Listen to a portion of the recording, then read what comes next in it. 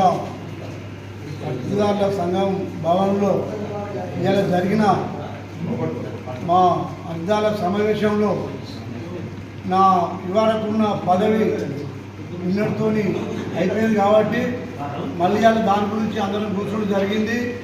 Total అర్జీదారులు నా మీద ప్రేమ ఉంచి నా మీద నమ్మకం ఉంచి ప్రతి విషయంలో నేను వాళ్లకు అండదండకుంటా నాకు ఈ మళ్ళాసారి నన్ను ఎన్నుకున్నందుకు అందరికీ మా అధికారులందరికీ శిరస్సు వంచి నమస్కారం చేస్తాను.